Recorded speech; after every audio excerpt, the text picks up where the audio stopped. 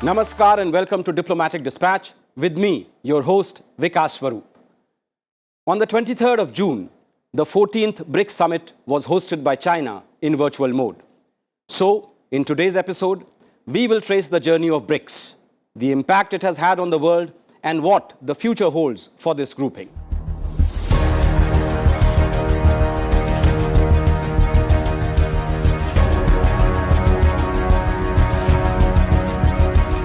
BRICS is an important platform bringing together Brazil, Russia, India, China, and South Africa. Collectively, these 5 countries from 4 continents represent 41% of the global population, 30% of the land area, 24% of the global GDP, and 16% of global trade. All 5 BRICS countries are also members of the G20. The origin of this grouping can be traced back to July 2006, when leaders of Brazil, Russia, India, and China met for the first time in St. Petersburg, Russia, on the margins of the G8 Outreach Summit. Shortly afterwards, in September 2006, the group was formalized as BRIC during the first BRIC Foreign Ministers meeting, which met on the sidelines of the general debate of the UN Assembly in New York City. 3 years later, the first BRIC Summit was held in Yekaterinburg, Russia, on the 16th of June 2009. BRIC expanded into BRICS with the inclusion of South Africa at the BRIC Foreign Ministers meeting in New York in 2010. Accordingly, South Africa attended the 3rd BRIC Summit in Sanya, China in 2011. The group started essentially as a platform for discussion of economic issues of mutual interest. However, the agenda of BRICS has expanded considerably in recent years to encompass functional cooperation in a whole host of areas and important global issues. The 3 main pillars of BRICS cooperation are political and security cooperation, economic cooperation, and people-to-people exchanges.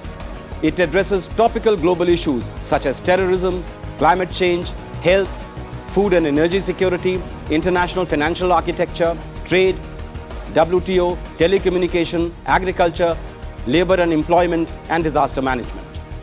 A BRICS Business Council has been set up to pursue business-to-business engagement, while a BRICS Network University aims at engaging 12 universities from each of the 5 countries in education, research, and innovation. India has always regarded BRICS as a vehicle for articulating the voice of developing countries or the global south. In this context, one of the notable successes of BRICS has been the establishment of the BRICS New Development Bank in 2014, with the aim to mobilize resources for development projects in BRICS, emerging economies, and developing countries.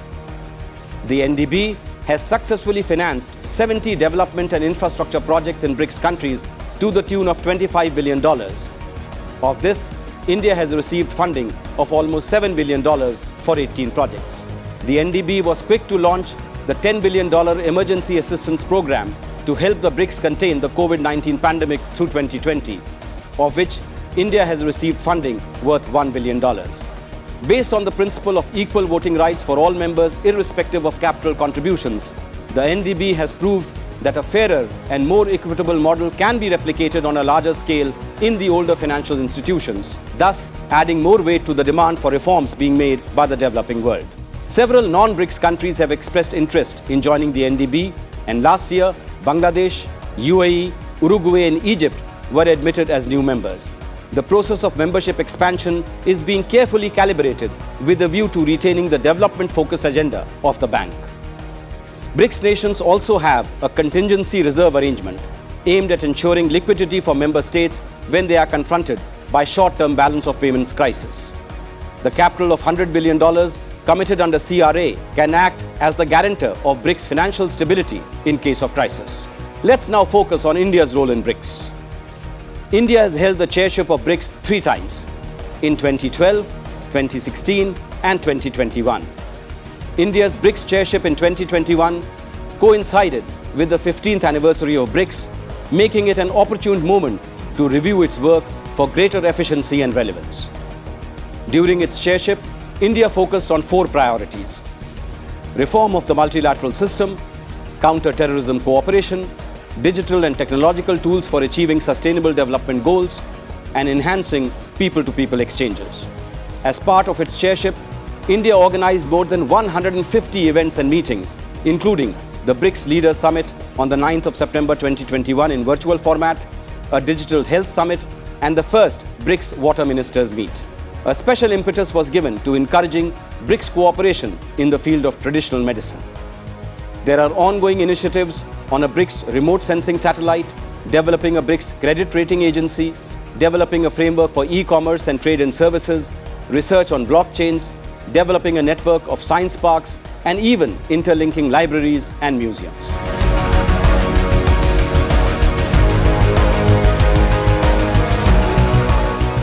To learn more about the outcomes of the 14th BRICS Summit and India's approach to BRICS, I am joined by two superb experts.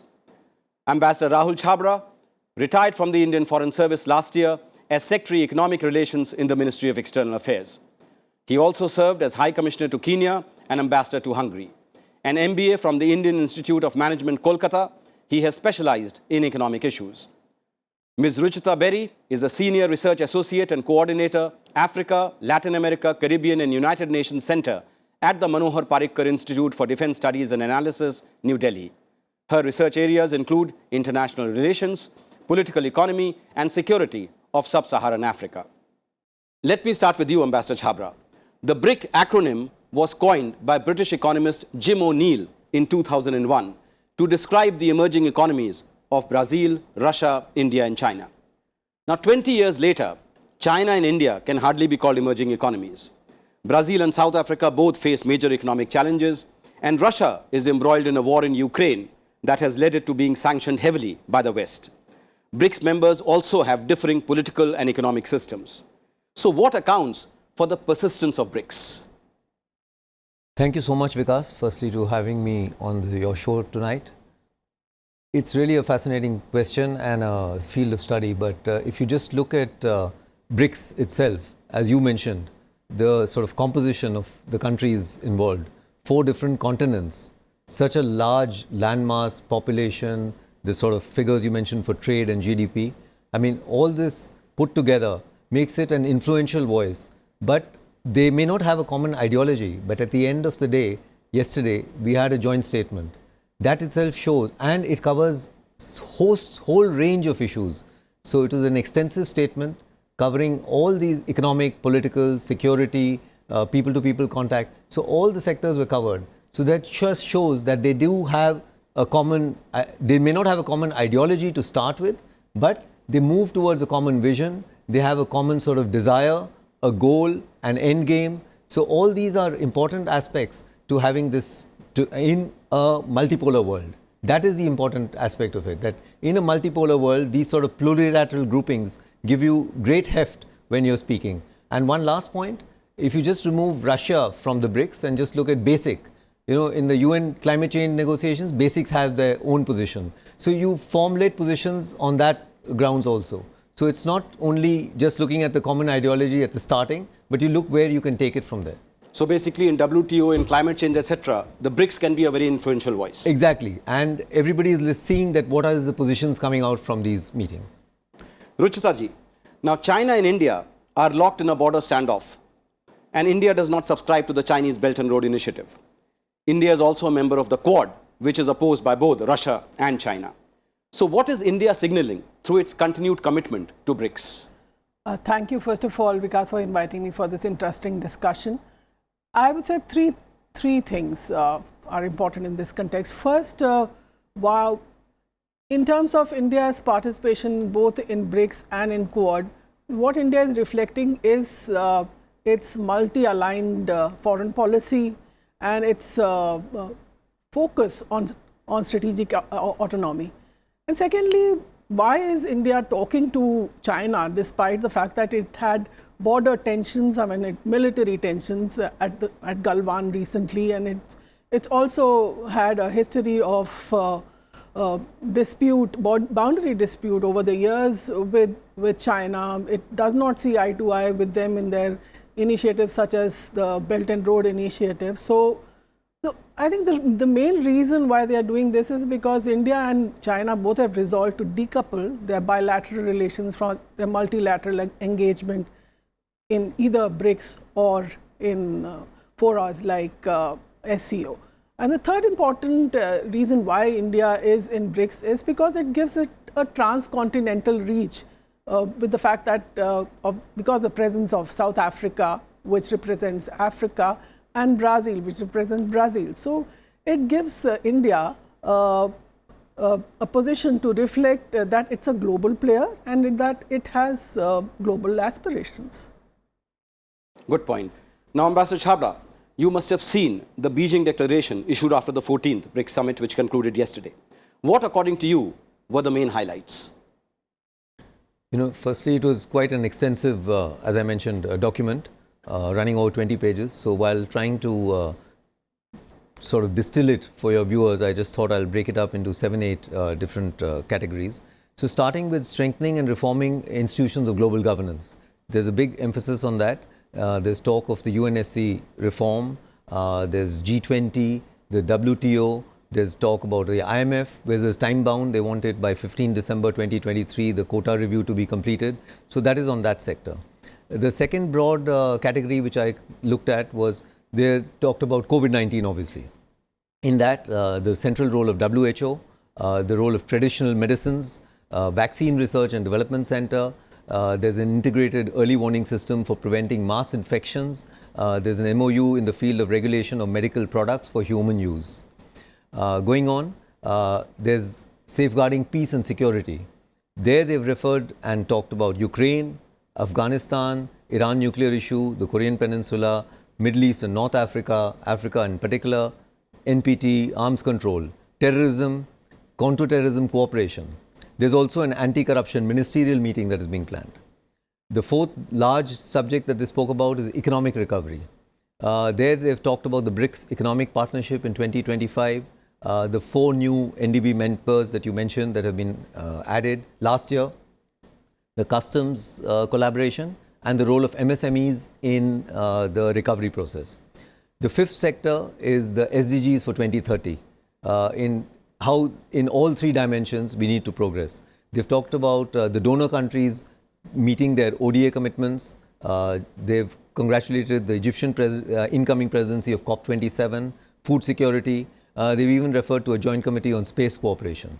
The sixth sector is deepening people-to-people exchanges. There's an action plan for culture, 2022-26, traditional. But the new sector, sort of little new, is the green tourism. So that's fascinating again, focus on sustainability. So linking to the last point of sustainability.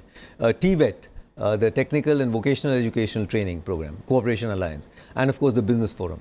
The penultimate sort of point I thought was the institutional development. They have clearly mentioned that the expansion will require certain principles, standards, criteria. So you cannot just do the expansion process, blindfold. So you have to have a clear-cut definition of how it's going to go about. And the last sort of broad category I thought was a continuity of the projects that had begun in India's chairship and even before, wherein the customs collaboration, vaccine R&D center, digital public goods platform, remote sensing satellites, traditional medicines, even startup. So there are all these green I mentioned and medicines for human use. So these are all broadly the sectors that have been covered in the joint statement. Now, Ms. Beri, reform of the international multilateral architecture and specifically the United Nations remains a key political objective for the BRICS. 2 permanent members of the UN Security Council, Russia and China, are members of BRICS. India has been championing Security Council reform for decades. South Africa's President Ramaphosa is specifically called for a seat for Africa at the UNSC during his address at the BRICS Summit last year. How can advocacy by BRICS help India's cause at the United Nations? You are very right, Ambassador Vikas, that the reform of multilateral institution has been the leitmotif of the BRICS summits.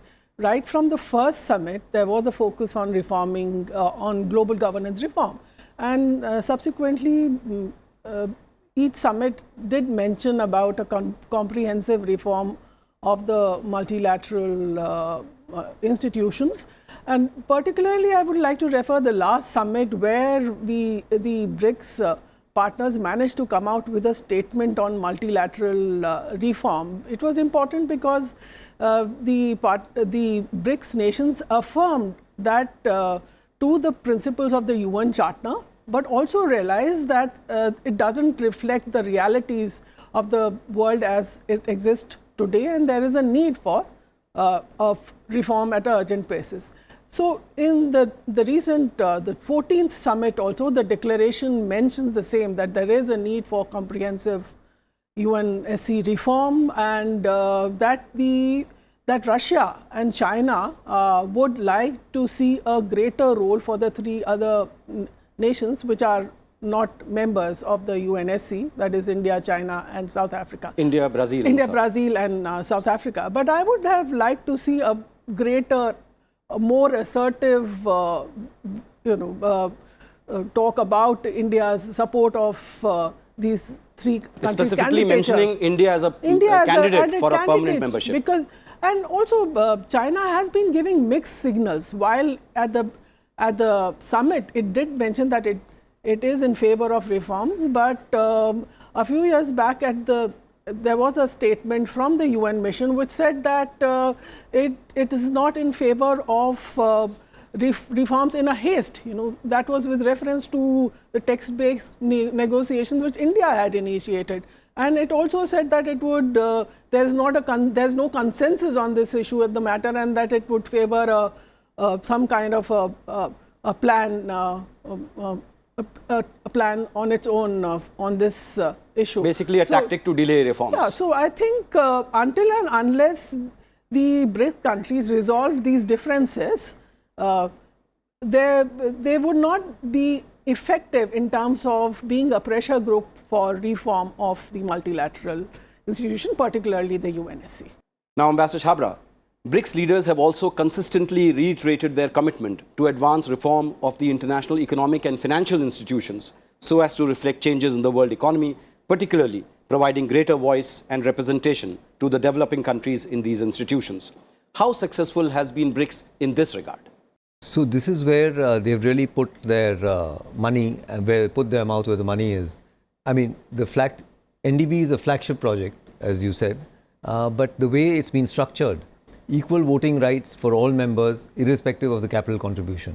I mean, this is a very significant change in how currently the financial institutions and other institutions are functioning in the global arena. So the BRICS countries have shown that it's possible to have this sort of a structure which is completely different, is a fairer and much more equitable structure. And the fact that there are several countries, 4 new countries joined last year, there's a long list of countries interested in joining, which the NDB is sort of vetting their proposals and will take it in when the appropriate time comes. But that just shows that it's a very successful model, including the number of projects, as you mentioned, 70 projects, $25 billion, where India's. These are huge numbers. I mean, put it in contrast with what normally the IMF or the World Bank is funding. I mean, really, these numbers are striking. So therefore, we have to see that a new model is coming up and BRICS is at the forefront. So it's doing very well in that respect. Now, Ms. Beri, some observers have said that BRICS no longer reflects the multipolarity it was born with, but is instead overshadowed by China's rise and its dream of a G2 world. How do you see China's role in BRICS? I think, first of all, I would like to state the importance of BRICS. BRICS is definitely an important organization because it represents the 42% of population, 24% of GDP of the world and 30% of the land area of the world. So it becomes an important representative organization. And over the years, through the BRICS Summit, the member states have cooperated in diverse areas. They have come up with new institutions like the new development bank, and in the recent summit also they have inaugurated the vaccine center. So there have been a lot of initiatives, but there is no doubt that China dominates the grouping because China is the largest economy. The other economies definitely are nowhere where China is at the moment, and also the fact that China is an important trading partner for each of them, whether it is South Africa, whether it is Brazil or India or Russia. China is an important trading partner. It is the largest trading partner for all 3 countries except for India. It is the second largest, but even for India, it is the largest import market. So that makes the importance of China very much visible for these countries. So, so all the other BRICS partners would have to leverage their strengths in terms of their negotiations during the BRICS summits. Though BRICS process says that each partner is equal, but given the situation as it is, the partner countries will have to leverage their strengths in trying to balance the rise of China. Now, Ambassador Chhabra, the BRICS countries also want to boost intra-trade links amongst themselves, and that is why the BRICS Business Council was set up in 2013. What are the specific sectors that should be targeted to boost intra-BRICS trade? So exactly, as you mentioned, at the 5th summit, the sort of this BRICS Business Council was set up, and FICCI is our partner here from the Indian side. They've set up 9 working groups. I'll list out those groups, and that shows you the sectors where there's great scope for collaboration, obviously. Infrastructure, manufacturing, financial services, energy and green economy, skills development, agribusiness, deregulation, regional aviation, and digital economy. So obviously, like for example, Brazil has strengths in the ethanol sector. India and China have strengths in wind and energy. Russia is in oil and gas. So there is complementarity, and each country can sort of benefit from the other's expertise, and that is where they can collaborate and try and benefit. So similarly in all the other sectors that I have referred to. Ruchita ji, last year BRICS leaders reiterated their commitment to equitable access to COVID vaccines and agreed to support the proposal for IPR waiver on the vaccines at the WTO, which was tabled by India and South Africa. What are the specific strengths that BRICS member countries bring to the table in advancing a resilient global health infrastructure to cope with pandemics? It's an interesting question. The COVID pandemic has shown us that, it is very important to cooperate on these matters. Pandemic is something which affects each and every country and person. So it's important that we should all cooperate. And in that spirit, the BRICS countries also resolved to cooperate on these matters. And I think they have supplied over 1 billion vaccines in total to the larger globally, and whether supporting the UN effort or the other international efforts on this direction. But I think individually, I would say that India leads as a pharma capital of the world. It is also the largest, one of the largest producers of vaccines. So it has shown its leadership and Prime Minister Modi's Vaccine Maitri initiative right in the beginning last year showed the way as to, especially at the time when the developed countries in the world were showing signs of vaccine nationalism, and they were not ready to distribute their vaccines and hoarding their vaccines. That time India showed the way that this is the way the world should be, that we should share in the spirit of Vasudev Kutumbakam, that we should share our vaccines and our medicines with the other parts of the world. So similarly, I would say that in terms of production facilities, the other countries, China and Russia, also have considerable facilities within themselves, and they have also supplied vaccines to rest of the world during the COVID. And South Africa and Brazil are leaders within their regions. So in whole, the BRICS countries do represent an important organization which can make substantial contribution towards dealing with pandemics, and this is what the BRICS countries have worked towards. The important initiative that they have taken is launching the BRICS Vaccine Development Center, though it's in a virtual mode at the moment. The physical facility would come up soon, but this was something which was discussed earlier in 2018 before the pandemic struck in. So that the BRICS countries were cooperating on health issues earlier, and they feel that this BRICS Vaccine Center would put the scientists and the health institutions of all 5 countries together to come up with some research and development on the issue of vaccines. Ambassador Chhabra, over the last few years, India has taken a lead in galvanizing BRICS to take a strong stand against terrorism and bring about focused consultations on specific aspects relating to terrorism. BRICS national security advisors have also been meeting regularly since 2009. How effective has been the BRICS counter-terrorism strategy? It has been effective because they've developed actually an action plan. And this action plan actually lays out practical steps towards this purpose. For example, to jointly combat terrorism. But how do you jointly combat terrorism? You start by countering radicalization, which is really the beginning, the root. Then you go into cooperating. You realize that internet is being used by these terrorists. So how do you cooperate against the misuse of the internet to stop these things? Stopping the travel of terrorists, enhancing measures for protection of soft targets, intelligence sharing, going on to capacity building, training the police forces, paramilitary forces to act against this. So they've actually got practical steps. So it has been a positive, the counter-terrorism cooperation in the BRICS format. Ms. Beri, now BRICS is no longer led only by the governments. Civil society, business and academia are also contributing quite actively to the BRICS agenda. How do you see this as promoting people-to-people exchanges within the BRICS countries?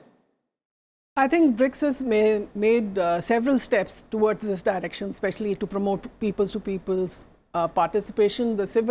The dialogue amongst the civil society organizations is extremely important in this context, and India has made a large contribution towards this direction. India has understood the importance of a dialogue among the civil society organization, and especially during the pandemic days, the strategic importance of civil society was important because they were able to look into the diverse problems that each society faced and then come up with some kind of resilient response to that issue. So tapping the civil society is a very important step, and BRICS is doing that through the Civil Society Forum. But apart from that, they also have a youth forum because you're well aware that BRICS countries have an enormous youth birth. So it's important to talk to the youth of each country. So they have a youth forum. They also have an academic forum where the academics from across the 5 countries have been meeting. I have been part of this process particularly.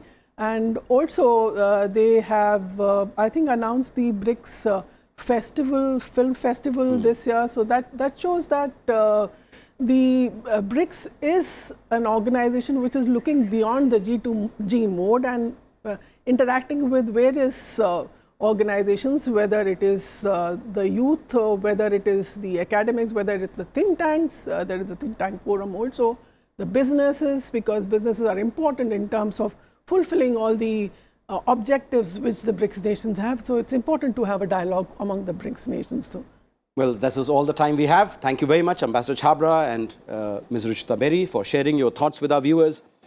As the successful holding of the 14th BRICS Summit demonstrates, this plurilateral grouping continues to navigate its way through a complex geopolitical environment. It has gone through a reasonably productive journey, striving to serve as a bridge between the global north and global south.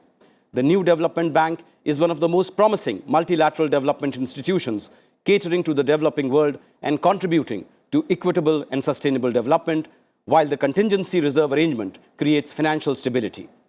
The Beijing Declaration issued after the 14th summit shows that the 5 countries share a common perspective on a wide range of global and regional issues.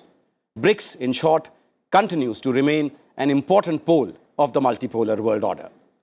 That is all I have for you in this edition of Diplomatic Dispatch. Thank you for watching, and goodbye.